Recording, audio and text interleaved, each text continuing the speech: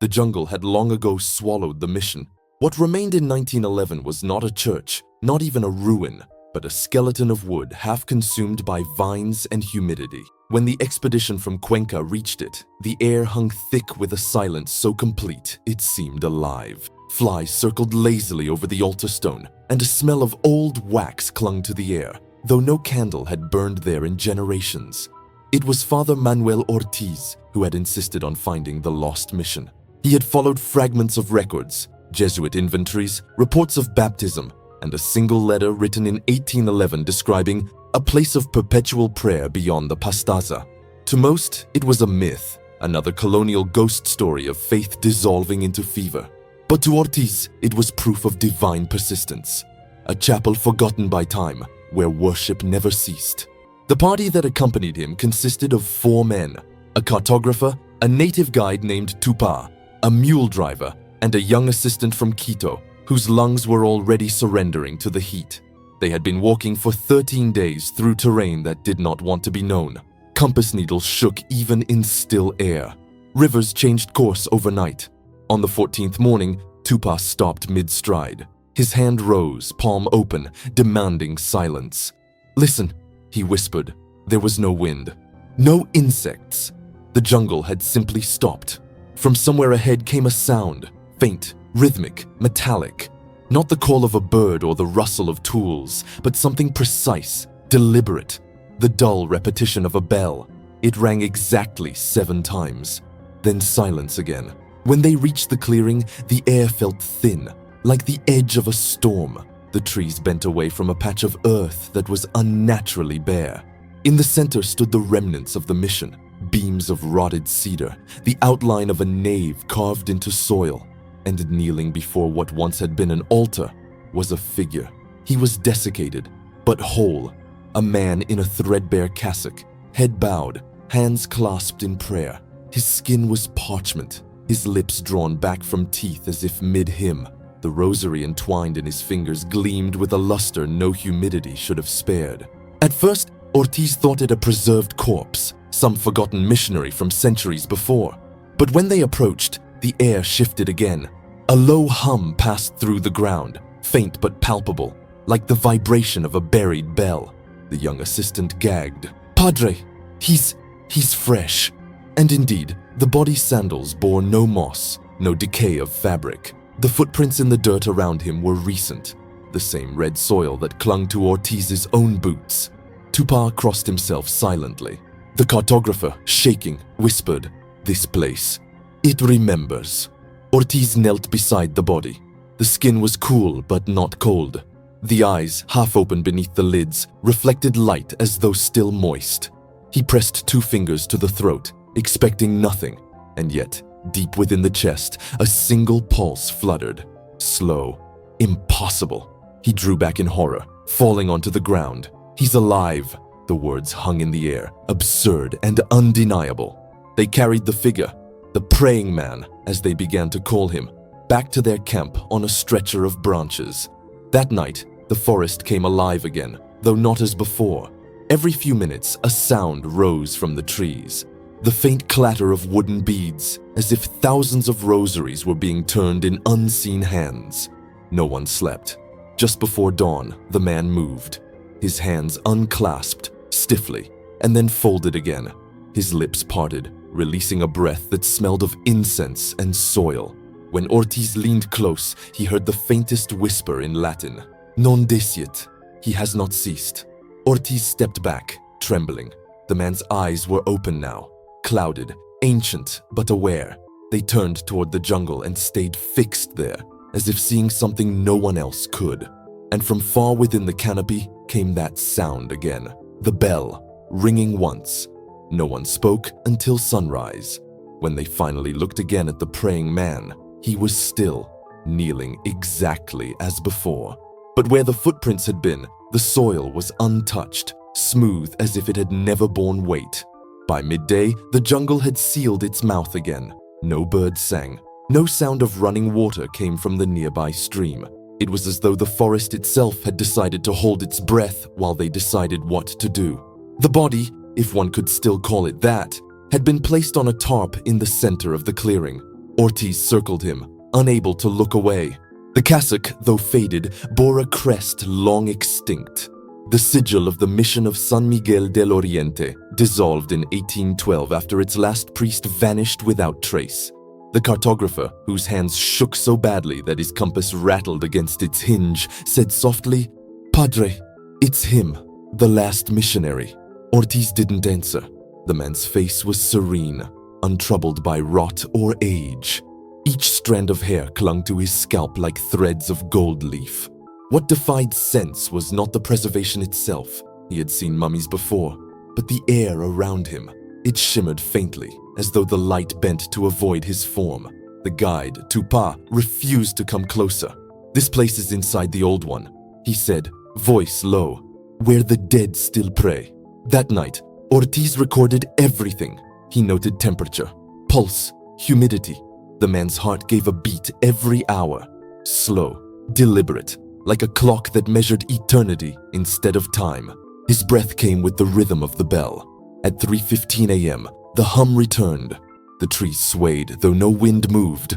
Ortiz watched as the body's fingers twitched once, twice, and then stilled. He dared to touch the rosary again. The beads were warm. When morning came, the light behaved wrong. It arrived not from the east, but from above, diffused and colorless. Shadows fell in several directions. The air smelled of iron and ash. The expedition decided to retreat, but the jungle did not let them. The paths that had brought them in were gone, replaced by dense growth, their own footprints erased. They tried following the river.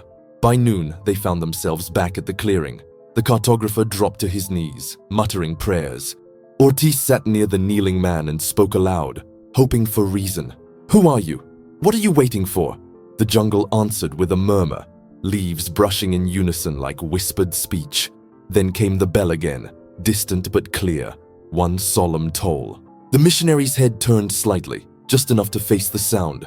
Ortiz saw the muscles in the neck tense, dry as parchment yet responsive. His lips parted. This time, the voice was stronger. "He returns."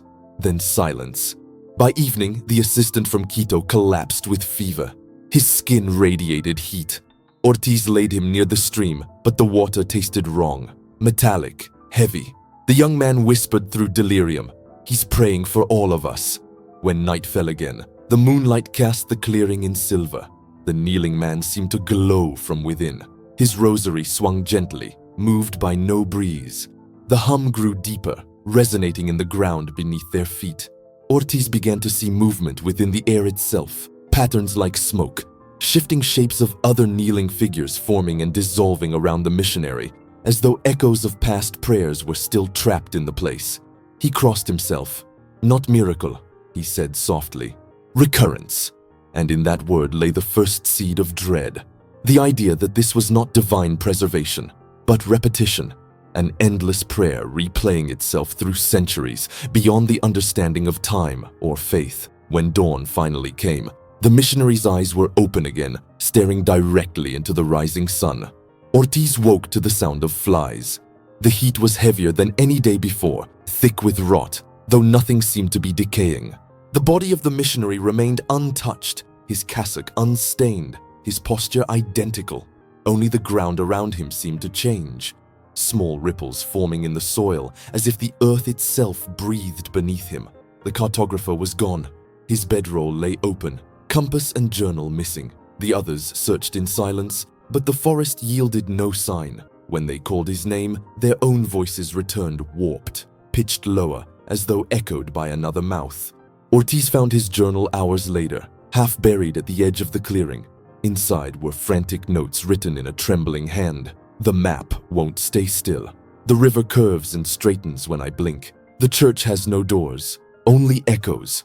There was a drawing at the bottom, a crude sketch of the kneeling missionary, but behind him, hundreds more figures knelt in the same pose, fading into mist. By the second night, the assistant's fever worsened. His eyes rolled white beneath their lids, and he murmured prayers in voices that weren't his own.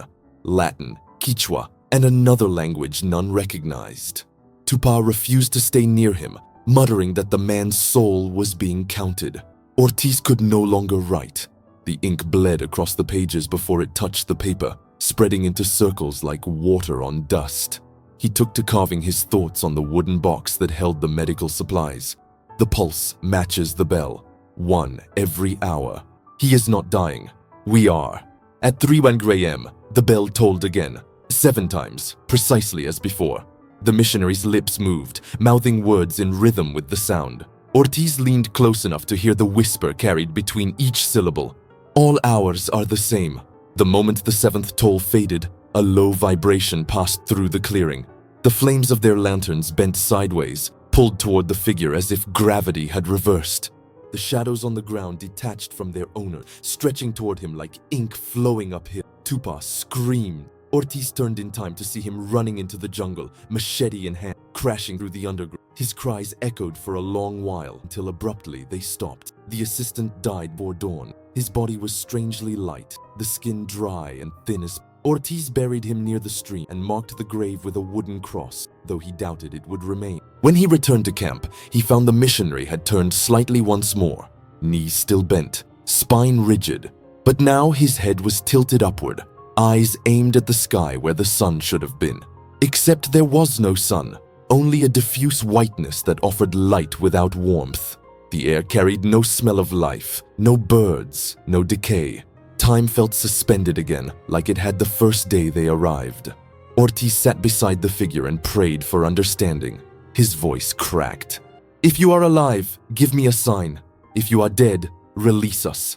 The lips parted once more, and a whisper came, not in Latin this time, but in Spanish, quiet and unmistakable. "You are already here." The words rippled through Ortiz like fever. He looked down at his hands and saw a thin layer of red dust clinging to his skin, the same dust that covered the missionary's feet. He wiped it away. It returned instantly. By evening, the light began to shift again, subtle at first, then violently, like clouds tearing open to reveal not sky, but a mirror of the ground below. Ortiz saw his own reflection looking up at him, pale and wide-eyed, whispering prayers he hadn't yet spoken. When the bell tolled again, it sounded from beneath his feet. The 4th morning came without light. Ortiz awoke in a gray that had no direction, a dim, sourceless illumination that made the forest appear both near and infinite. His watch had stopped, and the ink on the pages of his notebook had paled to the color of ash. The air pressed against his chest like water, dense and cold. The missionary had changed again. He was still kneeling, but now his head was slightly bowed, his hands open. The rosary had slipped between his fingers, beads scattered on the ground like drops of black glass. The faint hum in the earth had grown louder, more insistent, almost melodic. A chant beneath the soil, patient and endless. Ortiz could not bear the stillness. He took the spade and began to dig, striking at the soft red earth near the altar where the figure knelt. The soil was dry, yet as he dug deeper, a faint shimmer began to seep through the dirt. Not light, but movement, as if beneath the surface lay a slow, trembling pulse. He dropped the spade and stepped back. The vibration continued, steady and alive. He realized then what was wrong. The hum was not coming from the ground. It was coming through it. He walked toward the river. It had turned black, reflecting nothing. The jungle around it had thinned into pale silhouettes, leaves reduced to outlines. The air smelled faintly of burned oil and cold metal, like a machine running beneath the earth. Ortiz sat at the riverbank, whispering prayers, trying to recall the world he'd left behind. The sound of bells from Cuenca, the warmth of confession, the laughter of his mother in her kitchen. But each time he tried, the memories bent, taking on the shape of this place. The jungle pressing closer, the hum answering every thought, every word. He felt the pull to kneel. He resisted it once, twice, then finally sank to the ground beside the river. His knees sank into the same red dust. The air around him vibrated with a rhythm he could no longer distinguish from his heartbeat. Behind him, the bell tolled once. The sound carried through his bones, and the hum grew louder, layered with whispers, voices reciting in Latin, others in Quechua, some in words he didn't know but somehow understood. It wasn't prayer, it was instruction. When he turned back toward the clearing, he froze. The missionary's head had lifted again, and his eyes, impossibly, followed Ortiz's every movement. The sockets glowed faintly with reflected light, though there was none. The mouth moved slowly, lips forming syllables without sound. Ortiz felt something pass through him, a chill like wind through hollow stone. For a moment, he could see the clearing as it had once been, the church intact, the congregation kneeling behind the priest, sunlight filtering through stained glass windows that no longer existed. And then, just as swiftly, it was gone. He stumbled backward, gasping. The vision left behind an afterimage burned into his sight, the outline of 100 figures kneeling in unison, each connected by a faint silver thread that pulsed with the rhythm of the hum. He realized the missionary was not praying to something. He was praying for something, holding the structure of the world together through repetition, through unbroken ritual. The horror struck him then. Perhaps that was why the man had not died. Perhaps he could not. Ortiz whispered, "How long have you been doing this?" The air around him shifted, and the whisper came again, no longer from the man's mouth, but from everywhere. "Until he returns." The words were neither hopeful nor resigned. They were mechanical, the utterance of a function. That night, Ortiz tried to sleep, but the hum entered his dreams. He saw centuries pass, missionaries building the chapel, the flood that destroyed it, the priest kneeling alone as the congregation fled, the earth swallowing the walls. Then, nothing but repetition, prayer looping through time like a record without end. He woke with blood on his hands, dirt beneath his nails. His knees hurt as though he'd been kneeling for hours, and the missionary's eyes were now closed, as if resting. The hum did not stop. The fifth dawn was hollow. Light seeped into the jungle as if reluctant, filtered through air that looked thick enough to touch. Ortiz no longer knew if it was morning or merely a pause between darknesses. His body ached with a weight that felt older than exhaustion, a fatigue of the soul. He sat facing the missionary, trying to pray, though his words came fractured, pieces of scripture without order, swallowed by the hum that never ceased. It was quieter now, as though listening. When he reached for his notebook, he found the pages already filled. Writing covered every inch of paper, tight and deliberate, in a hand that was not his. Each line repeated a single phrase. "The kneeling does not end." He tore a page free. Beneath it, the next one said the same. Then the next. Dozens, hundreds, all identical. Ortiz whispered, "I didn't write this." The air answered with a sound like breathing, drawn through unseen lungs. Behind him, the trees began to shift, the branches twisting into shapes that resembled bent arms, hands clasped in prayer. The forest had begun to mirror the missionary's posture. Even the vines that hung from the canopy curled inward, bending their tendrils toward the ground in reverence. Ortiz stumbled back, but the world seemed to lean with him. Every shadow bent toward the center of the clearing, toward the kneeling figure.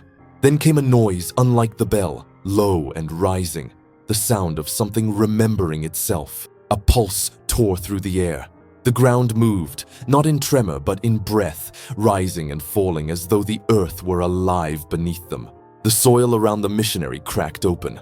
Beneath, Ortiz saw the outline of stone, steps descending into the earth. He knelt at the edge, peering down into the dark. The smell of wax and ash drifted up, followed by a faint blue glow. He climbed down without thinking. The air was cold and stale, thick with a sweetness that made him dizzy. At the bottom, he found a chamber, small, circular, carved into the rock. Candles that had never melted lined the walls. In the center was another figure, another priest, kneeling. But this one was only bone. The cassock decayed, the skull bowed low.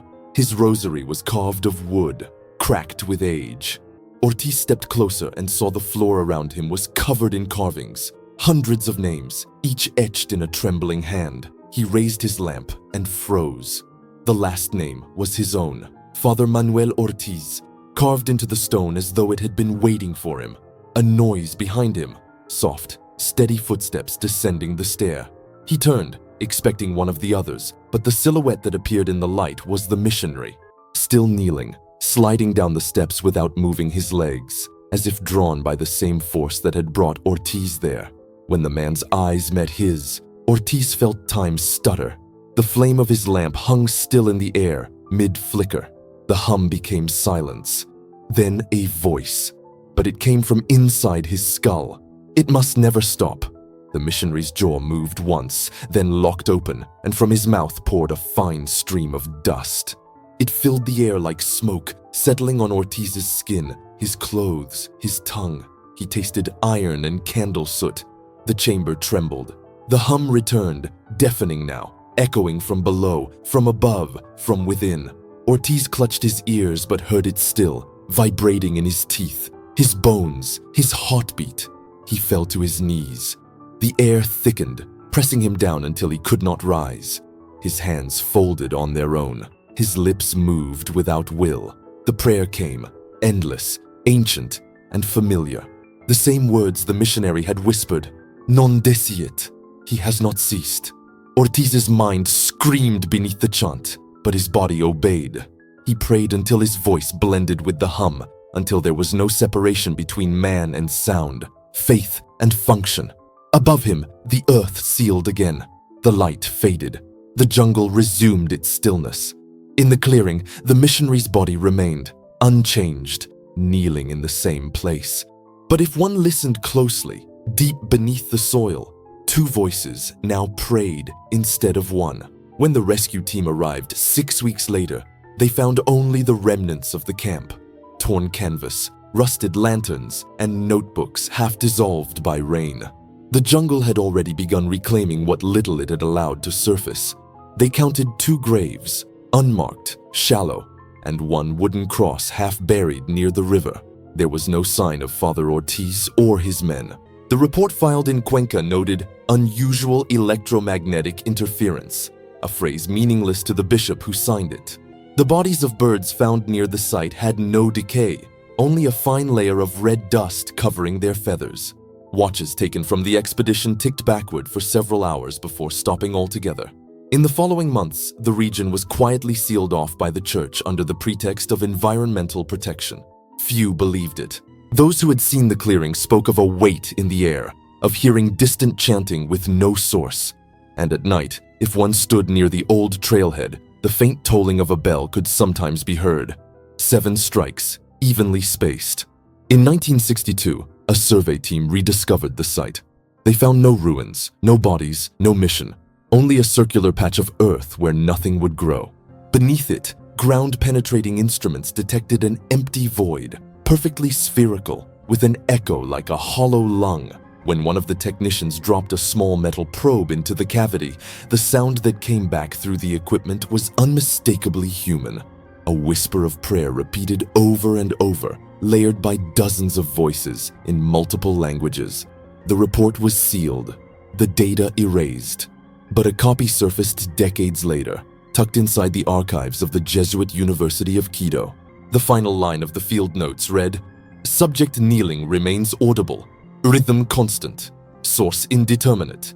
Estimated duration continuous." It was signed not by a scientist, but by a name that should not have been there. Father Manuel Ortiz. When investigators searched for his identity, they found he had been declared dead in 1912. His name was engraved on a memorial plaque in Cuenca Cathedral. The inscription read, "He never ceased his work." Those who handled the case reported strange phenomena.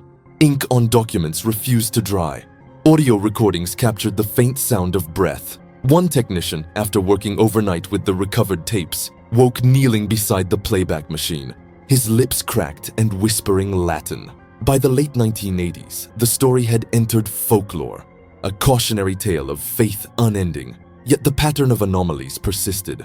Seismographs in the region showed a pulse every hour, faint but precise, matching the rhythm of a human heartbeat. Satellite imagery revealed a ring of discolored earth that appeared and vanished across seasons. In 1991, an independent expedition approached the site again. They carried modern equipment, radiometers, sonar, electromagnetic sensors. At exactly 3:17 a.m., all readings synchronized into a perfect tone. A voice emerged from the static, clear and cold. "It has not ceased." The recording ended there. A week later, the expedition leader, a Chilean geophysicist, was found dead in his hotel room. He was discovered kneeling, his body facing east, hands clasped. The autopsy listed cardiac arrest, but the muscles of his neck were still tense, locked in reverence. On the floor beside him was a rosary, red dust in every link. The file was archived under an anonymous title. For years afterward, people who visited the region reported dreams of silence, of bells echoing underwater. Some said they saw a figure kneeling in the distance, hands folded in endless prayer, though no matter how far they walked, the shape never grew nearer. By the time the 21st century reached it, the story had already become more myth than record. Scholars dismissed the account as a colonial allegory, faith consuming itself, time as penance. Yet, buried in a forgotten Jesuit archive in Rome, a new document surfaced. A series of letters written by an unnamed missionary stationed in the Oriente region, dated November 1911, weeks after Ortiz and his party vanished. The handwriting matched no known records, but the seal was authentic. The first letter described a chapel built by hands I do not remember using, and a man kneeling where I once stood. The next contained no words, only indentations, marks pressed deep into the parchment, as though written with invisible ink or heat. The last one, barely legible, read, "The prayer continues. It does not wait for God." Historians argued over its meaning. Some claimed it proved the account of Father Ortiz was fabricated by later priests attempting to sanctify his disappearance. Others suggested the phenomenon could be psychological, a shared hallucination brought by oxygen deprivation and fever.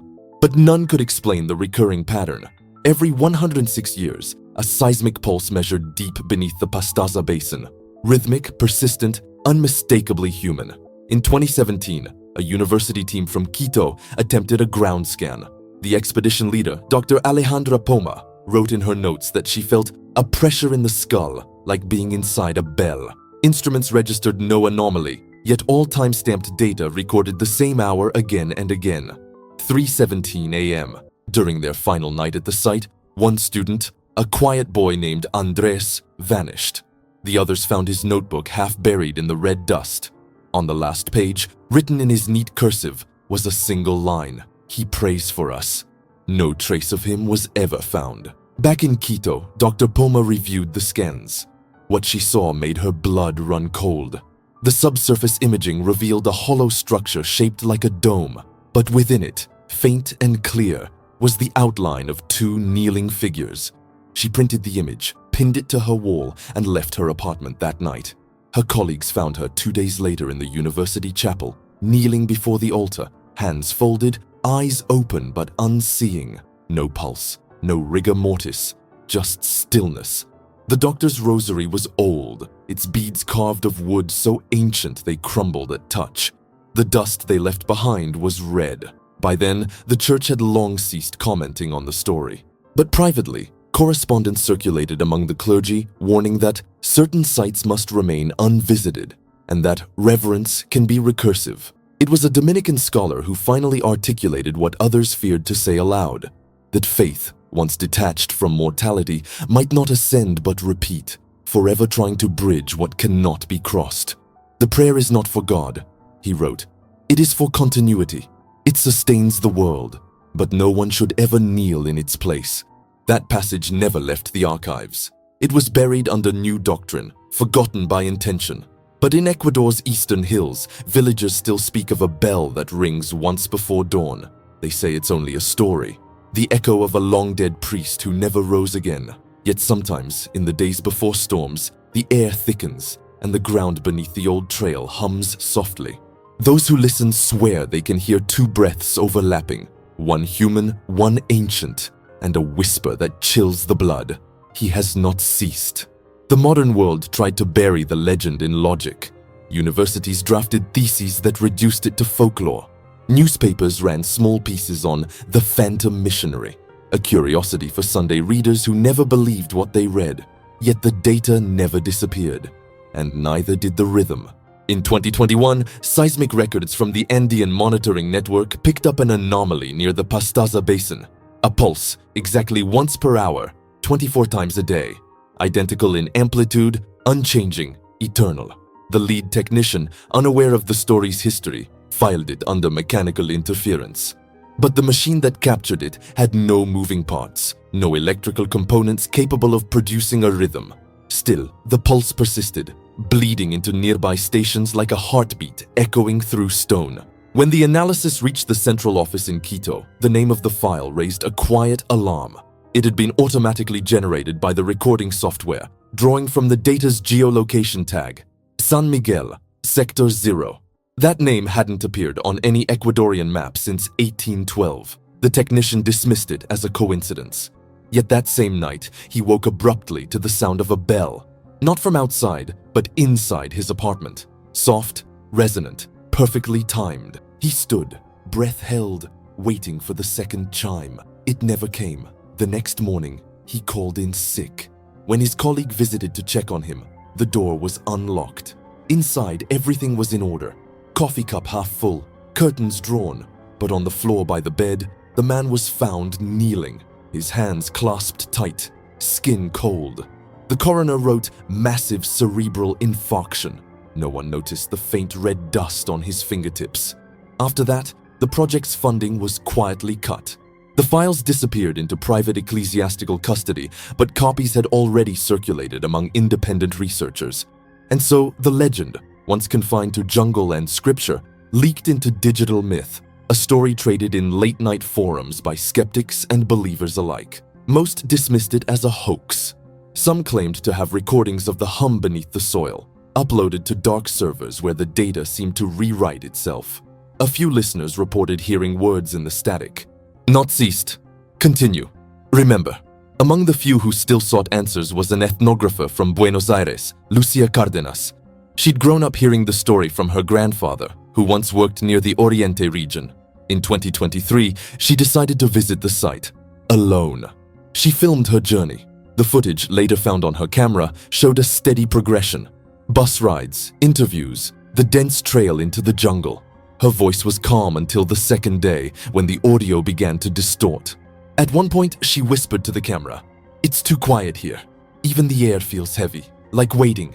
The final clip lasted 43 seconds.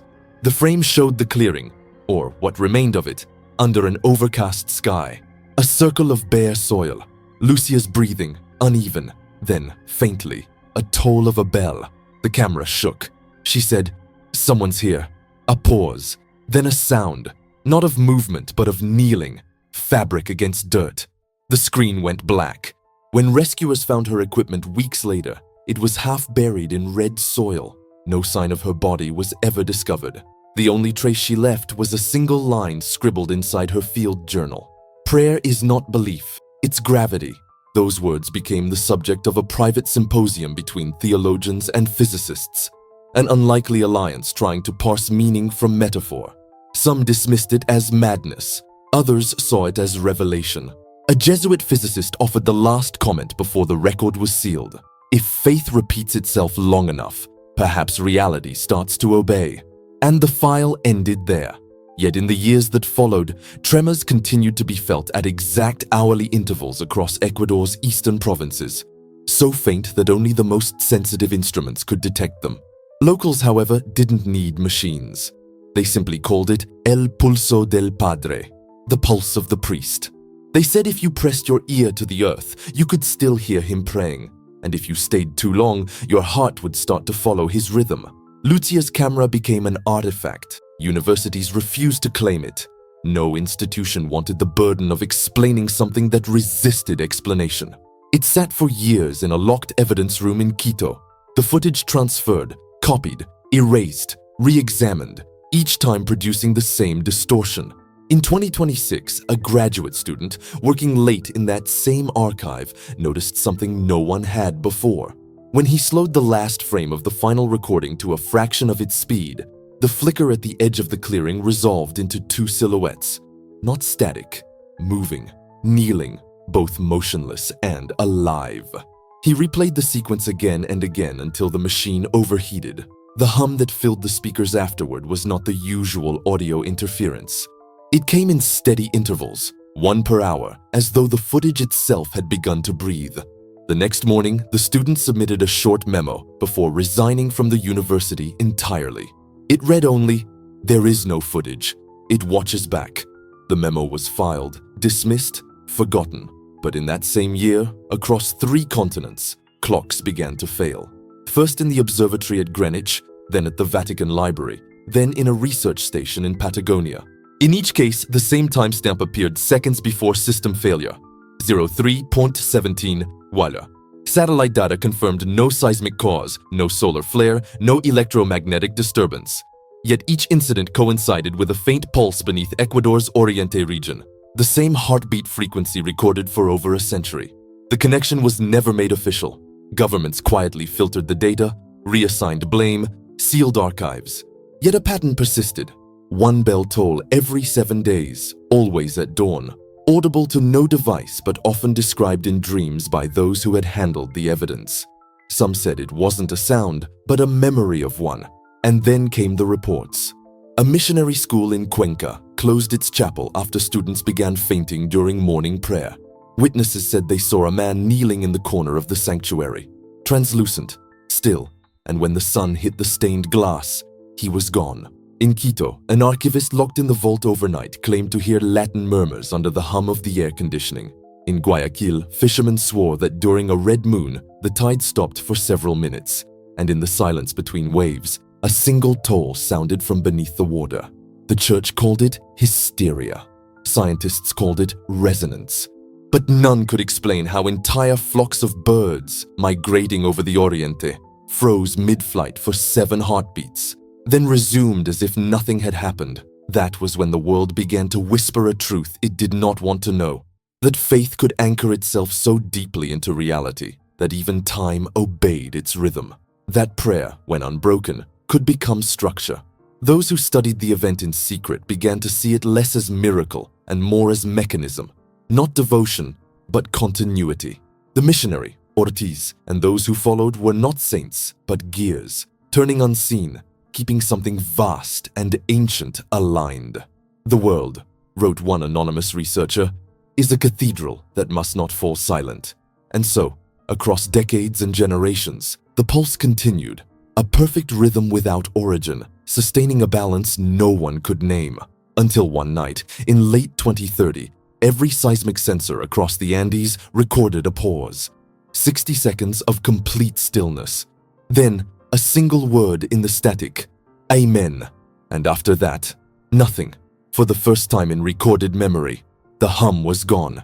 Across Ecuador, clocks that had once faltered ticked perfectly again. The bells of Cuenca Cathedral rang at dawn, clear and normal. But when the sacristan entered to wind them, he found a layer of red dust covering the floor, as though time itself had exhaled. In the void that followed, the world seemed to whisper a quiet truth that defied every map. Somewhere, someone had remembered them again. The silence that followed was not peace. It was absence, a vacuum where something eternal had stopped breathing. For months, the world carried on unaware, as though nothing had ended. But those who had once felt the pulse, the few who had lived long enough to know its rhythm, began to sense the difference. Hospitals in Quito reported a subtle anomaly. Patients who had lingered near death no longer stabilized. Machines once steady began to drift. Clocks ticked a fraction faster.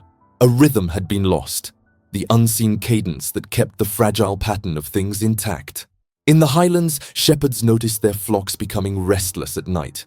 The air felt thinner, the stars too bright, as if the sky itself had been lifted a little higher. Farmers in the valleys spoke of dreams, of kneeling men whose faces they could not see, whispering to them to remember the hour. The church issued no statement. It did, however, quietly reopen its archives. Beneath the Vatican, a sealed letter was found, unsigned and undated, its wax intact, though the parchment was centuries old. The ink shimmered faintly red. If the hum stops, the world will remember the silence. The faithful must not rise. Continuity depends on repetition. The handwriting matched no known author, though scholars swore it resembled that of the Jesuit records from 1811, the same year the first missionary vanished. Within months, anomalies multiplied. Magnetic compasses in the southern hemisphere began to spin unpredictably. The hour between 3 and 4 a.m. recorded missing data across hundreds of observatories worldwide. Even digital time, reliant on atomic precision, skipped 1 second, a void that no instrument could account for. And then, on an early morning in February 2031, a pilgrim wandering near the Pastaza River came upon a clearing she swore was not there before. The soil was smooth, the air impossibly still. At its center, 2 figures knelt side by side. No decay, no movement, eyes open, facing east. The pilgrim fell to her knees and prayed, her tears sinking into the red dust that blanketed the ground. She said she felt warmth there, not from the sun, but from beneath, a low vibration, faint as a heartbeat. She ran to the nearest village. When others returned with her, the clearing was empty. Only the outline of 2 impressions remained, knees pressed deep into the earth. From that day on, no one heard the hum again. But in the monasteries of Ecuador, priests began to note a new phenomenon. During dawn prayer, for exactly 1 minute, all sound in the sanctuary would vanish. No wind, no breath, no heartbeats, just perfect stillness. And when the silence lifted, every candle's flame would bend eastward, as if drawn by something unseen. Scientists dismissed it as atmospheric fluctuation. The faithful called it mercy. Years passed. The story faded. Until one night, in 2061, a satellite passing over the Oriente region captured an anomaly. A pulse of light, faint but geometric, radiating in concentric rings from coordinates where no settlement existed. The data lasted less than 2 seconds before vanishing from all records. Yet, when the file was opened again, an audio channel had appeared, one that hadn't been recorded by the satellite. It contained a single sound, a breath, followed by a whisper in Latin, non desiat, he has not ceased. The transmission ended, and somewhere, beneath a century of roots and silence, 2 figures knelt in the dark, hands clasped, eyes open, waiting not for salvation, but for the world to begin again.